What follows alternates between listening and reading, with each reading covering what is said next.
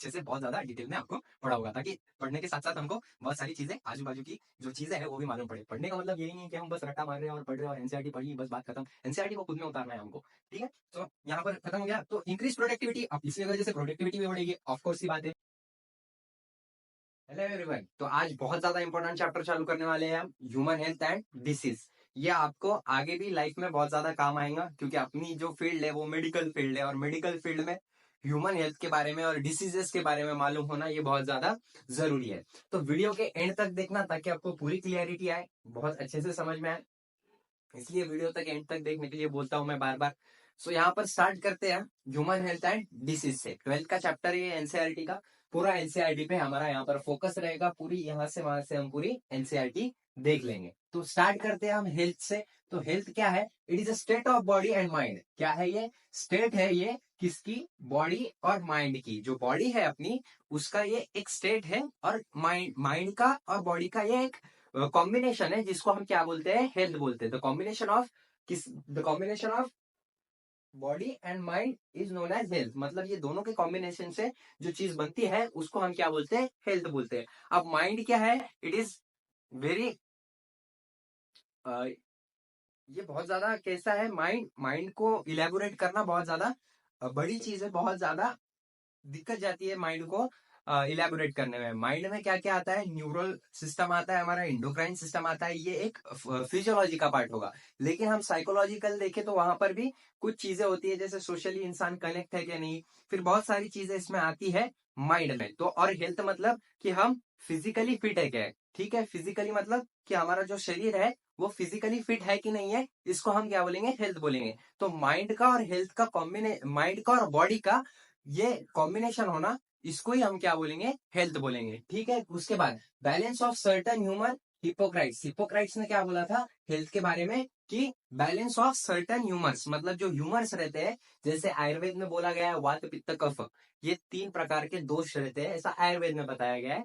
यहाँ पर लिखा हुआ है आयुर्वेद, ठीक है, इंडियन आयुर्वेद सिस्टम। आपको पता होगा, जो बीएएमएस बच्चे करते हैं उनको बहुत अच्छे से मालूम होगा, ये मैं भी करता हूँ। वात पित्त कफ, मेरे को श्लोक भी याद है उसके सारे, ठीक है। तो जैसे कि वायु का है, वायु पित्त, 3 दोष का श्लोक क्या है? वायु पित्त कफ चेति त्रयोदशा समासत विकृत अविकृत देह भ्रांति ते वर्तयंती च, ऐसा उसका श्लोक है, ठीक है। तो ऐसा यहाँ पर बोला गया है कि बैलेंस ऑफ सर्टेन ह्यूमर, हाँ, कि समदोष जब रहते हैं, मतलब ये आयुर्वेद में घुस गया मैं, लेकिन फिर भी समझ लो ह्यूमर्स का मतलब क्या होता है। जब ये 3 दोष मेन अवस्था में रहते हैं, सम अवस्था में रहते हैं, इक्विलिब्रियम में रहते हैं, तब हमारी बॉडी का फंक्शन बराबर होता है, गुड हेल्थ होती है। ऐसा इंडियन सिस्टम का मानना था, और किसका मानना था? हिपोक्राइट का मानना था, ठीक है। समझ में आया? गुड।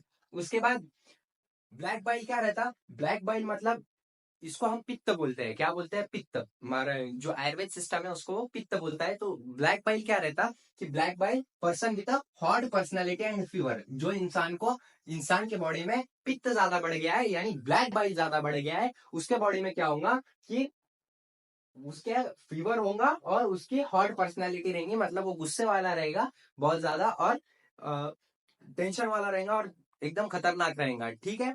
गुड। उसके बाद गुड ह्यूमर क्या रहता है उनके?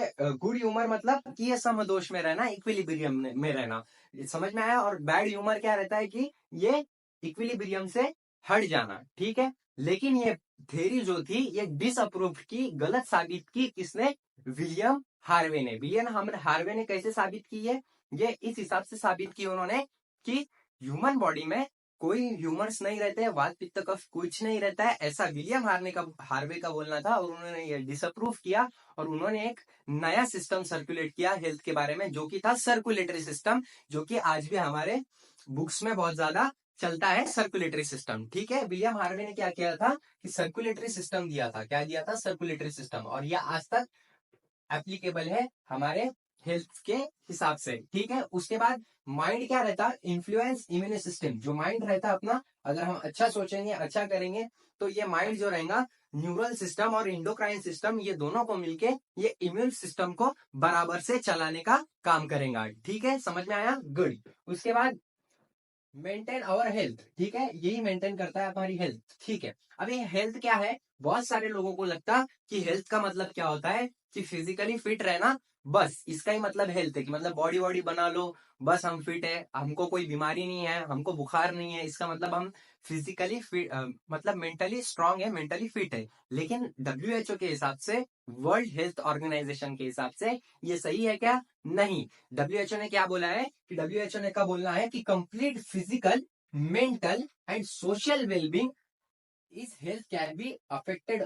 ठीक है, मतलब कंप्लीट वेलबींग ऑफ फिजिकल, मतलब बॉडी से फिट रहना तुमने। उसके बाद मेंटल, मेंटल मतलब जो मेंटली तुम सोचते हो, एंजाइटी है, डिप्रेशन है, फिर क्या बोलते हैं उसको, स्ट्रेस है, ये सब चीजें आप में नहीं है, और फिजिकली भी फिट है, तो आप फिट है। ठीक है, उसके बाद आपको सोशल वेलबींग होना पड़ेगा, मतलब जो सोसाइटी में आपका रहने का तरीका है वो कैसा है, इसके ऊपर भी हमारी हेल्थ बहुत ज्यादा डिपेंड करती है। ठीक है, समझ में आया? गुड। सो ये तीनों एस्पेक्ट में अगर एक भी एस्पेक्ट में आप सही नहीं रहे, एक भी एस्पेक्ट में, एक भी चीज में आप गलत साबित हुए, तो आप हेल्थी है क्या? नहीं है। ठीक है, समझ में आया? गुड। उसके बाद health can be affected by genetic disorder, मतलब अब हम यहाँ पर फिजिकल की बात करते हैं, मेंटल और सोशल वेलबींग की यहाँ पर बात नहीं की गई है, बहुत शॉर्ट में की गई है। मेंटल का मतलब समझ लो आप कि आप स्ट्रेस ज्यादा लेते हो क्या, एंजाइटी ज्यादा है क्या, डिप्रेशन है क्या, इंसोमानिया है क्या, मतलब रात को बहुत ज्यादा रात को नींद नहीं आती है क्या, तो ये सब चीजें अकाउंट में लेके हम इसको मेंटल हेल्थ में काउंट करते हैं। उसके बाद सोशल वेलबींग का मतलब कि आपका बिहेवियर कैसा है सोसाइटी में, उसके हिसाब से आपको सोशल वेलबींग बताया जाता है। ठीक है, गुड। उसके बाद हम देखते हैं health can be affected by genetic disorder. अब यहाँ पर सिर्फ हम फिजिकल हेल्थ के बारे में बात करने वाले हैं इस चैप्टर में। ठीक है, तो जेनेटिक डिसऑर्डर, जो जेनेटिक डिसऑर्डर रहते हैं, जो बच्चे मदर के ओवम में, वॉम में से ही उनको डिसीजेस रहते हैं, ऐसे डिसीजेस को हम क्या बोलते हैं? Genetic disorders. तो ये जो फिजिकल हेल्थ रहती है वो जेनेटिक डिसऑर्डर से इफेक्ट हो सकती। उसके बाद इन्फेक्शन, जो इन्फेक्शंस रहते हैं बाहर के, जो बाहर से अपने को पैथोजेंस रहते हैं। पैथोजेंस क्या है? पैथोजेंस मतलब ऐसे ऑर्गेनिज्म जो हमको बीमारी पैदा करते हैं, उनको हम पैथोजन बोलते हैं। ठीक है, याद रहेगा आपको, एक एक चीज ध्यान से सुनना है ताकि आपको नॉलेज भी बहुत सारा आता जाए। ठीक है, तो समझ में आया जेनेटिक डिसऑर्डर। उसके बाद इन्फेक्शन, इन्फेक्शन तो मतलब समझ गया, जैसे कि कोविड आया था, सबको कोविड का बहुत अच्छे से समझता है कि कोविड में गाइडलाइंस क्या थी कि आपको छूना नहीं है, एक दूसरे के पास जाना नहीं है, फिर छींकना नहीं है बाहर, और मुंह को मास्क लगा के रखना है, क्योंकि कोविड-19 कैसा था? इन्फेशियस डिसीज था। ठीक है, गुड। उसके बाद लाइफस्टाइल, लाइफस्टाइल मतलब आप जंक फूड खाते हो बहुत ज्यादा आज की डेट्स में, बहुत सारे लोग जंक फूड खाते हैं। फिर वे बहुत सारे लोगों के फूड में प्रोटीन नहीं रहता, बहुत सारे लोगों के डाइट में क्या नहीं रहता, बहुत सारी चीजें हैं जिससे फिजिकल हमारा जो लाइफ स्टाइल है वो बहुत ज्यादा चेंज हो गया है। ठीक है, एक्सरसाइज नहीं हो पाती है डेली, तो इस वजह से भी हमको डिसीजेस होने की प्रोबेबिलिटी रहती है। अब लाइफ स्टाइल जैसे जैसे हमने आसानी की करते गए, वैसे वैसे क्या होता गया। अब एक स्टोरी है, एक छोटी सी स्टोरी है, सुन लो आप वो, अगर आपको पसंद आई होंगी तो मेरे को जरूर बोलना। तो एक छोटी सी स्टोरी है, पहले इंसान जो थे, मतलब मिडवियल एज के, लाइक वाइकिंग्स वगैरह, जो मिडवियल एज के थे, 700 से 400 तक लेकर, ठीक है, एडी, 700 से 1400 एडी तक, तो वो लोग कैसे रहते थे? लाइक उन्होंने अपने लिए, खुद के लिए इतनी आसानी नहीं की थी, वो जंगलों में रहते थे, लाइक बहुत सारे ने सिविलाइजेशन किया था, लेकिन फिर भी उनको इतनी आसानी नहीं थी। ठीक है, अब तुम बोलोगे सर, आज की डेट में हम अगर मेडिसिन के बिना रहना इमेजिन करें तो हम नहीं रह सकते, बिल्कुल नहीं रह सकते, लेकिन एट दैट टाइम वो लोग तब भी सरवाइव कर रहे थे। क्यों सरवाइव कर रहे थे? Just because of their lifestyle. उनकी जो लाइफस्टाइल थी वो बहुत बढ़िया थी, और हर चीज का उसमें इंक्लूड था।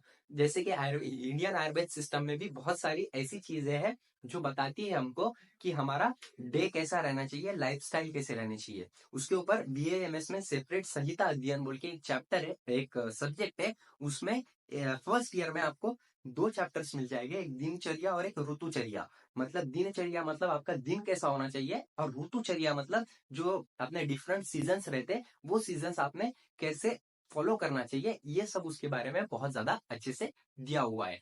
तो जो इंडियन आयुर्वेद सिस्टम है वो भी बहुत ज्यादा इफेक्टिव है। ठीक है, समझ में आया? उसके बाद देखते हैं हम कि गुड हेल्थ कैसे मेंटेन की जा सकती है। ऑब्वियसली आप बचपन से सुन रहे होंगे कि आपको बैलेंस डाइट लेना चाहिए, प्रोटीन रिच, कार्बोहाइड्रेट रिच, और क्या rich, fat rich fat, good fat, हाँ, बैड फैट नहीं, जंक फूड वाला नहीं, ठीक है। उसके बाद आपको पर्सनल हाइजीन मेंटेन करनी चाहिए। पर्सनल हाइजीन से क्या मतलब मेरा, कि पर्सनल हाइजीन मतलब कि हमको डेली क्या करना चाहिए, कि डेली हमको साफ सुथरा रहना चाहिए। दिन में से 2 बार हो सके 2 बार नहाना चाहिए, 1 बार हो सके एटलीस्ट 1 बार तो नहाना ही चाहिए। उसके बाद रेगुलेट एक्सरसाइज, रेगुलर एक्सरसाइज, ठीक है। रेगुलर एक्सरसाइज करनी चाहिए। रेगुलर एक्सरसाइज आप दिन में आधा घंटा भी भाग सकते हो, फुटबॉल भी खेल सकते हो, कोई स्पोर्ट्स खेल सकते हो, वेर एज आप जिम भी जा सकते हो। It is the best for your health, ठीक है। सो आप रेगुलर एक्सरसाइज कर सकते हो, ठीक है। उसके बाद क्या कर सकते हो, अगर हेल्दी, ये चीजें आपको क्या बनाती है, हेल्दी गुड हेल्थ देती है आपको। और गुड हेल्थ अगर आपकी रहेगी, हेल्दी पीपल वो इफिशियंट रहते हैं उनके वर्क में, इफिशियंट रहते वर्क में मतलब उनका जो वर्क रहता है वो इफिशियंटली काम करते हैं वो, ताकि उनकी हेल्थ अच्छी है। एक एग्जांपल के तौर पे समझते हैं हम, अगर मेरी तबीयत खराब हो गई तो समझो मेरे को टाइफाइड हो गया, और टाइफाइड होने की वजह से 2-3 दिन लेक्चर नहीं आएंगे, और 2-3 दिन लेक्चर नहीं आए तो ऑब्वियसली मेरा चैनल का जो इंप्रेशन है वो बहुत ज्यादा लो हो जाएगा, ठीक है। तो इस चीज से हम समझ सकते हैं। लेकिन अगर मेरी तबीयत, मैं अच्छे से सरवाइव कर पाया टाइफाइड को, अच्छा बैलेंस डाइट लेके, अच्छी एक्सरसाइज करके, और अच्छे से पर्सनल हाइजीन मेंटेन करके, तो मैं यहाँ पर काम कर पाऊंगा, आपके लिए वीडियोस बना पाऊंगा। तो ये रहता है कि एक मेंटेन इफिशियंट हो जाता है वर्क में, अगर हम ये तीनों चीजें फॉलो करें तो। ये इनडायरेक्ट वे में समझाया गया है हमारे, ठीक है। ये चैप्टर में बहुत ज्यादा डिटेलिंग में पढ़ाऊंगा, क्योंकि मैं BA MS स्टूडेंट है और मेरे को ये सब बहुत अच्छे से पता है, इसलिए ये चैप्टर तो मैं अच्छे से बहुत ज्यादा डिटेल में आपको पढ़ाऊंगा, ताकि पढ़ने के साथ साथ हमको बहुत सारी चीजें, आजू बाजू की जो चीजें हैं वो भी मालूम पड़े। पढ़ने का मतलब यही नहीं कि हम बस रट्टा मार रहे हैं और पढ़ रहे हैं और एनसीईआरटी पढ़ी बस बात खत्म। एनसीईआरटी को खुद में उतारना है हमको, ठीक है। तो यहाँ पर खत्म हो गया। तो इंक्रीज प्रोडक्टिविटी, अब इसी वजह से प्रोडक्टिविटी भी बढ़ेगी, ऑफ कोर्स सी बात है, और उस वजह से इकोनॉमिक प्रॉस्पेरिटी भी बढ़ेगी, मतलब हमारे पास पैसा भी आएगा। ये बहुत जेन्युइन बात है, ठीक है। समझ में आया इतना? सो ये आप लिख लो, मैं इसके आगे का आपको बताता हूँ। नहीं बता सकता क्योंकि फोन डेड हो गया मेरा, सॉरी। हम नेक्स्ट वीडियो में देखेंगे। Thank you so much, have a great day.